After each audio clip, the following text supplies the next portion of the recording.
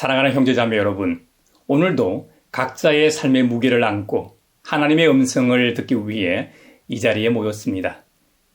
빛의 화가 렘브란트는 1630년에 밭에 숨겨진 보물이라는 그림을 그렸습니다. 성경 마태복음 13장 천국 비유를 그림으로 표현한 명화이지요. 지금은 헝가리 부다페스트 미술관에 소장되어 있다고 합니다. 그림 속에는 하루 종일 일하느라 지치고 흙투성이가 된 농부가 등장합니다. 그림의 오른쪽 뒤로는 오랫동안 관리되지 않은 듯한 담쟁이 넝쿨이 무성한 성벽 입구가 보입니다. 왼쪽 뒤로는 넓은 평야가 멀리 또 펼쳐져 있습니다. 화면 중앙에 있는 남자는 땅속에 숨겨진 보물을 발견합니다. 화면 오른쪽에는 바닥부터 뒤쪽 깊숙이 파인 땅속에 금은 그릇을 포함한 귀한 물건들이 묘사되어 있죠. 남자는 오른손으로는 삽을 들고 있고 왼손은 거친 빈 광주리를 쥐고 있습니다. 그리고 남자의 오른쪽 위에는 물병과 음식을 넣는 광주리가 놓여 있는 그림입니다. 렘브란트는 남자가 밭을 가는 데 필요한 물건들을 묘사함으로써 그의 수고와 땀이 하늘의 축복으로 밭의 보물을 발견된 것임을 표현했는지도 모르겠습니다. 하지만 렘브란트는 매우 독실한 크리스천으로 알려져 있죠. 그것으로 보아 그림 속의 남자는 렘브란트 자신일 겁니다. 그는 보물을 발견하고 기뻐하면서도 긴장하며 주변을 살핍니다. 그림 속에서 빛과 어둠으로 나누어진 형상처럼 그의 심리 상태도 갈림길에 서 있습니다. 그가 바라보는 방향을 보면 보물을 발견한 기쁨으로 밝은 곳을 바라보지만 그 밭을 사기 위해 자신이 가진 것을 다 팔아야 하는 선택과 결단 앞에 놓여 있기도 합니다. 렘브란트는 이 그림을 통해 자신뿐만 아니라 후대인 우리에게 과연 우리가 가진 것을 다 팔아 사려고 하는 이 보물은 무엇인지를 고민하게 합니다. 오늘 본문들은 세상 사람 눈에는 전혀 보이지 않지만 이미 우리 삶 한복판에 시작된 하나님 나라에 숨겨진 가치를 말해줍니다. 형제자매 여러분, 오늘 우리는 어떤 현실 속에 있습니까? 외삼촌에게 계속 속고 이용당하면서도 억울함을 참아야 했던 야곱처럼 누군가에게 이용당하거나 노력한 만큼 인정받지 못하는 답답한 상황에 있지는 않습니까? 아니면 삶의 무게 앞에서 무엇을 기도해야 할지조차 몰라 그저 한숨만 쉬고 있지는 않습니까? 또 내가 지키는 믿음이 세상의 화려함에 비하면 너무 작고 초라하게 느껴지지는 않습니까? 오늘 말씀을 통해 어둡고 힘든 현실 속에 숨겨진 하나님 나라라는 진짜 보물을 발견하고 우리 안에 계신 성령님의 도우심과 하나님의 변함없는 사랑을 힘입어 담대히 일어서는 은혜가 있기를 바랍니다. 오늘 구약 본문은 야곱의 인생에서 가장 힘들고 긴 시련의 시기를 다룹니다.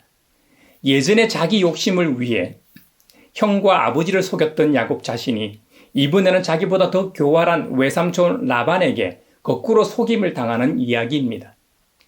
야곱은 사랑하는 라헬과 결혼하려고 7년 동안 일했지만 라반은 결혼식 날 밤 야곱을 인사불성이 될 만큼 술을 먹였을 겁니다.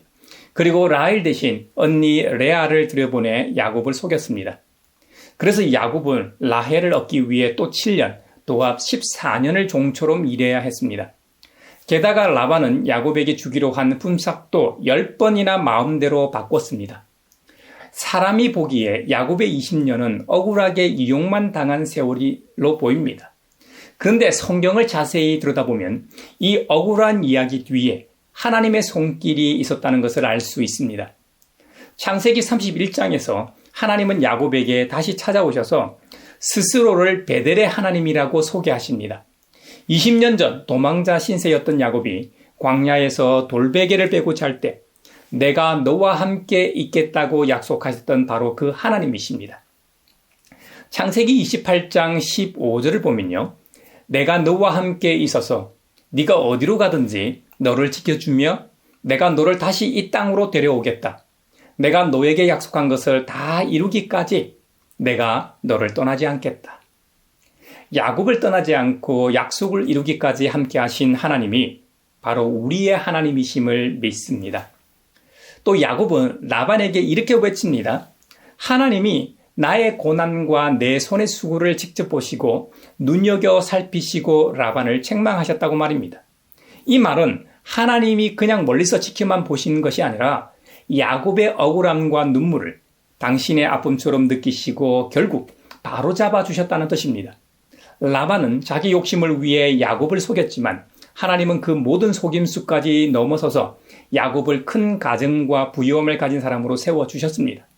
사람의 불의가 하나님의 신실한 약속을 결코 막지 못한다는 것을 이 이야기는 우리에게 보여줍니다. 구약에서 야곱이 힘든 태양살이 속에서 자신을 지켜보시는 하나님을 경험했다면 사도 바울은 로마서 8장에서 오늘 우리 안에 계신 성령님이 어떻게 우리를 도우시는지를 알려줍니다. 그리스도인은 이 땅을 살면서 예상치 못한 어려움과 고통, 억울한 일들을 만나게 됩니다. 바울은 우리의 연약함을 있는 그대로 말합니다. 이와 같이 성령께서도 우리의 약함을 도와주십니다. 우리는 어떻게 기도해야 할지도 알지 못하지만 성령님께서 친히 이루 다 말할 수 없는 탄식으로 우리를 대신하여 간구하여 주십니다. 아멘. 여기서 도우신다는 말은 성령님이 저 멀리서 응원만 하시는 것이 아니라 우리가 인생의 무거운 짐에 짓눌려 넘어질 때 직접 우리 곁으로 오셔서 그 짐의 한쪽 끝을 함께 짊어져 주신다는 뜻입니다. 우리가 너무 힘들어서 아무 말도 나오지 않고 그저 한숨만 쉬고 있을 때 성령님은 우리가 말로 표현할 수 없는 깊은 탄식으로 우리를 대신해 하나님께 기도해 주십니다. 이 성령의 도우심이 있기에 바울은 이렇게 말할 수 있었습니다. 하나님을 사랑하는 사람들, 곧 하나님의 뜻대로 부르심을 받은 사람들에게는 모든 일이 서로 협력해서 선을 이룬다는 것을 우리는 압니다. 아멘. 여기서 선이라는 세상에서 성공하거나 부자가 되는 것이 아닙니다. 우리가 점점 더 예수님을 닮은 사람으로 자라가는 것을 뜻합니다. 그래서 바울은 로마서 8장 끝에서 이렇게 힘있게 선포합니다. 사망이나 생명이나 천사들도 권세자들도 어떤 존재도 현재나 장래의 어떤 상황도 우리를 예수님 안에 있는 하나님의 사랑에서 절대 떼어놓을 수 없다고 말입니다. 성령님의 탄식과 도우심은 세상의 어떤 고통보다도 강하며 우리를 끝까지 승리로 이끄십니다. 이제 오늘 본문의 결론이 되는 예수님의 비유들을 한번 살펴보십시다. 당시 사람들은 로마 제국의 지배와 종교 지도자들의 이 억압 속에서 살았습니다. 그런 상황에서 하나님 나라가 온다면 로마를 단번에 무너뜨리는 큰 사건처럼 올 것이라고 기대했습니다. 그러나 예수님은 전혀 다른 이야기를 하십니다. 하나님 나라는 눈에 띄는 거대한 제국이 아니라 아주 작은 겨자씨 하나, 그리고 밀가루 반죽 속에 숨겨진 한 조각의 누룩과 같다는 겁니다. 겨자씨는 처음에는 있는지도 모를 만큼 작지만 자라면 새들이 깃들일 만큼 큰 나무가 됩니다. 누룩도 반죽 속에 들어가면 보이지 않지만 결국 반죽 전체를 부풀어 오르게 합니다. 하나님 나라는 이렇게 눈에 보이지 않게 우리 일상 속으로 조용히 스며들어 세상을 바꾼다는 것이죠. 예수님은 이어서 밭에 숨겨진 보물과 값진 진주 비유를 말씀하십니다. 밭에서 보물을 발견한 사람과 최고의 진주를 발견한 상인은 크게 기뻐하며 자기가 가진 모든 것을 팔아 그것을 삽니다. 여기서 판다는 말은 단순히 물건을 파는 것이 아니라 그동안 목숨처럼 여기던 세상의 가치관과 물질적인 것들을 완전히 내려놓는 것을 뜻합니다. 하나님 나라는 이것처럼 내가 가진 이 가장 소중한 것을 내려놓아도 전혀 아깝지 않을 만큼 귀한 것입니다. 세상 끝날이 오면 어부가 그물을 던져서 온갖 고기를 잡아 올리는 것과 같습니다. 그물이 가득 차면 해변에 끌어올려 놓고 좋은 고기와 나쁜 고기를 가려내듯 하나님 나라의 가치를 알아보고 모든 것을 던진 사람들은 하나님 나라에서 찬란하게 빛나게 될 것입니다. 그렇지 못한 사람들은 택감을 받지 못하고 풀무불에 던져져 거기서 울며 이를 갈게 될 것입니다. 저와 여러분 모두가 하나님 나라의 가치를 알아보고 모든 것을 던지는 사람이 되길 바랍니다. 그래서 하나님 나라에서 해와 같이 빛나기를 바랍니다. 자, 이제 함께 살펴본 이 세 본문을 오늘을 살아가는 우리의 일상으로 가져와 어떻게 적용할 수 있을까요? 첫 번째로, 억울한 상황에서도 지켜보시는 하나님을 절대적으로 신뢰해야 합니다. 우리는 억울하고 부당한 일을 겪을 때도 결국 모든 것을 바로잡으시는 하나님을 바라보며 신뢰해야 합니다. 초대교회의 유명한 신학자였던 리옹의 이레네우스는 사람이 겪는 억울함과 고통의 조각들도 하나님이 결국 예수 그리스도 안에서 하나로 모으시고 처음보다 더 아름답게 회복시키신다고 말했습니다. 사람의 악함이 하나님의 선한 계획을 결코 막을 수 없다는 것이지요. 시기 질투에 눈이 멀은 이 형들로부터 버림받았던 요셉이 했던 말을 기억하십니까? 형님들은 나를 해치려고 하였지만 하나님은 오히려 그것을 선하게 바꾸셔서 오늘과 같이 수많은 사람의 생명을 구원하셨습니다. 할렐루야. 우리 하나님은 인간의 악함을 선하신 하나님의 계획에 따라 많은 사람의 생명을 살리는 쪽으로 바꾸시는 분이심을 믿으십시다. 오늘날 우리의 일터와 학교, 생활 속에도 라반의 집처럼 부당한 순간들이 있을지 모릅니다. 직장에서 성실하게 일했는데 그 공로를 다른 사람이 가로채는 경우도 있을 수 있고, 학교나 아르바이트 현장에서 애써 노력했는데도 정당한 평가나 대우를 받지 못할 때도 있습니다. 취업이나 진로에서 나만 계속 뒤처지는 것 같아 좌절할 때도 있을 수 있습니다. 그러나 20년 동안 라반에게 속으면서도 결국 하나님의 은혜로 회복된 야곱처럼 우리의 억울함도 하나님이 지켜보고 계십니다. 직장이나 학교에서 부당한 일을 당할 때 세상처럼 꼼수로 맞서거나 절망하지 마십시오. 내 삶에 깨어진 부분들도 하나님이 선하게 회복시켜 가신다는 것을 믿고 정직하고 성실한 자리를 지켜내시기를 바랍니다. 그렇다고 하나님의 은혜만 바라고 아무것도 하지 않고 있어서는 악을 선으로 바꾸시는 하늘의 은총을 경험하기 어렵습니다. 요셉이 형들을 미워하며 아무것도 하지 않고 가만히 있었나요? 아니요. 요셉은 자신의 자리에서 할 수 있는 일을 최선을 다해 했습니다. 그래서 이집트의 총리 대신의 자리까지 올랐던 것입니다. 시편 37편에 이런 말씀이 있습니다. 너의 길을 여호와께 맡기라. 그를 의지하면 그가 이루시고 내 의를 빛같이 나타내시며 내 공의를 정오의 빛같이 하시리로다. 야곱은 또 어땠나요? 외삼촌 라반이 거듭해서 속였을 때 자포자기하고 가만히 있었나요? 아니요. 라헬과 결혼하고 싶었는데 첫째 딸 레아를 주었을 때 다시 7년을 7일같이 일하다 보니 7년이 금방 가고 본인이 원하던 대로 라헬과 혼인할 수 있었죠. 외삼촌이 야곱 자신이 일한 대가를 주지 않고 계속 속일 때도 인내하며 자신의 할 일을 최선을 다해서 했습니다.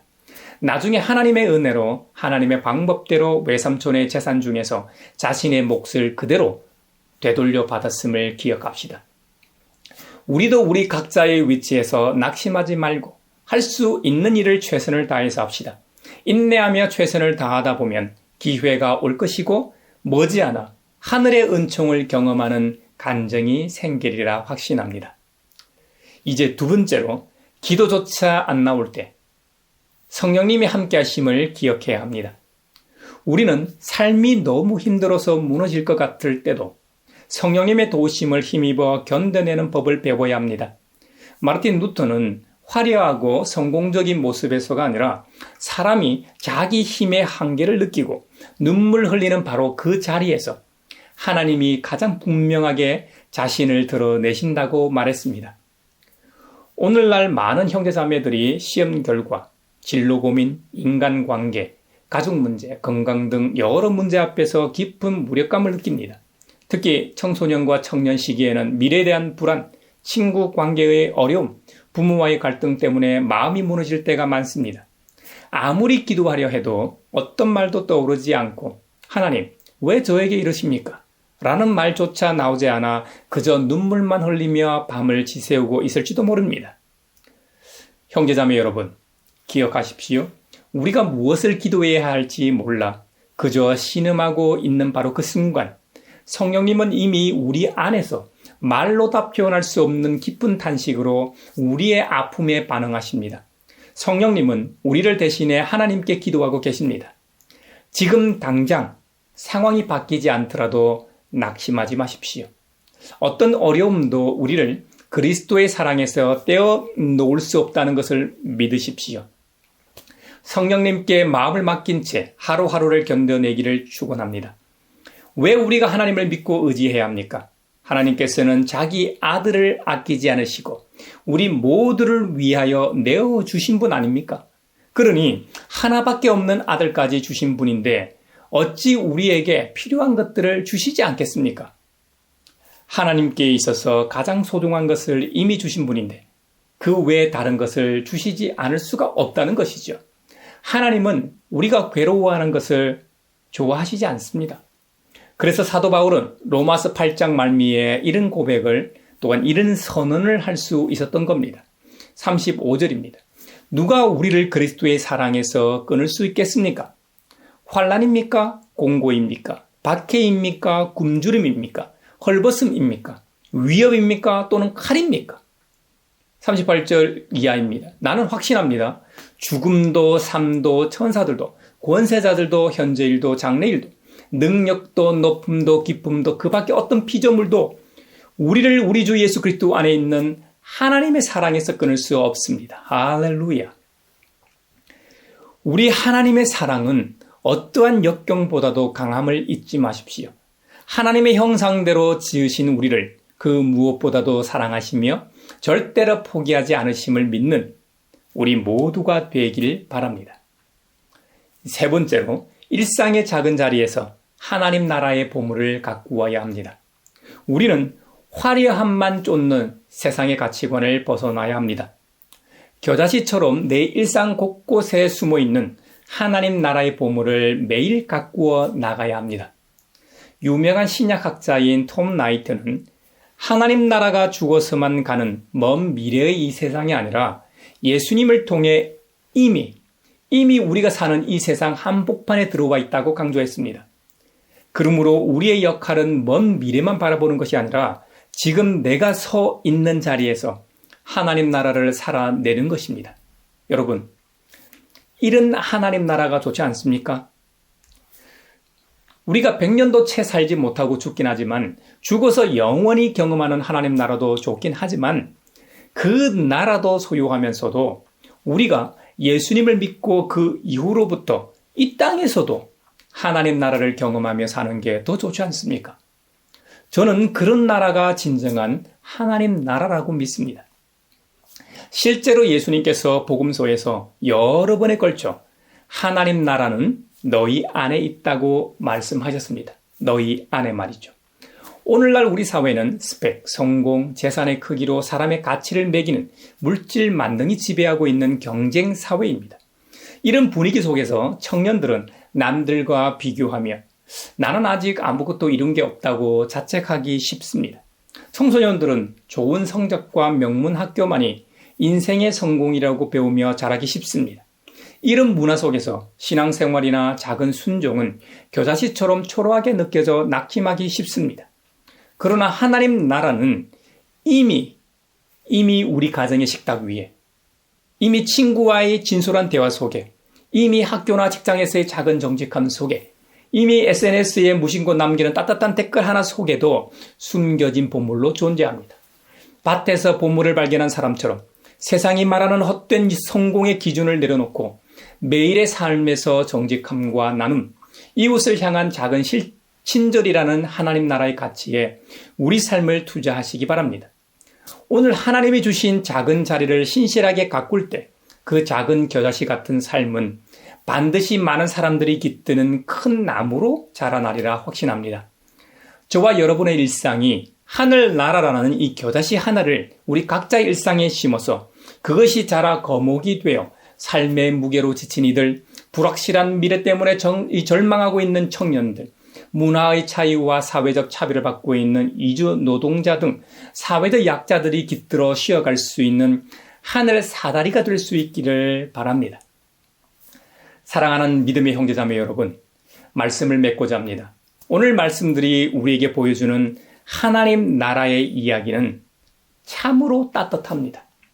때로 우리가 사는 현실은 라반의 집처럼 부당하고 억울한 일들로 가득할 수 있습니다. 때로는 너무 힘들어서 기도조차 나오지 않는 밤을 지날 수도 있습니다. 그리고 우리가 지키는 믿음이 세상의 화려함에 비하면 너무나 작은 겨자씨처럼 느껴질 수도 있습니다. 그러나 낙심하거나 두려워하지 마십시오. 20년 동안 야곱의 억울함을 지켜보시고 마침내 그를 은혜의 자리로 이끄신 하나님이 바로 오늘 저와 여러분의 하나님이십니다. 할렐루야. 우리가 말을 잃고 그저 신음할 때 우리 안에서 말할 수 없는 탄식으로 함께 기도해 주시는 성령님이 지금 우리와 함께 계십니다. 이번 한 주간도 부당한 일을 겪을 때도 정직과 성실을 지켜내시기 바랍니다. 기도가 나오지 않을 만큼 힘든 순간에도 성령 하나님이 함께 계심을 기억하며 견뎌내시기를 바랍니다. 그리하여 여러분이 서 있는 가정과 학교, 일터라는 소박한 자리에서 하나님 나라라는 가장 값진 보물을 발견하고 누릴 수 있기를 바랍니다. 그 어떤 것도 우리를 갈라놓을 수 없는 예수님의 완전한 영원한 사랑 안에서 날마다 승리하며 찬란하게 빛나는 우리 모두가 되기를 성삼위 하나님의 이름으로 축원합니다.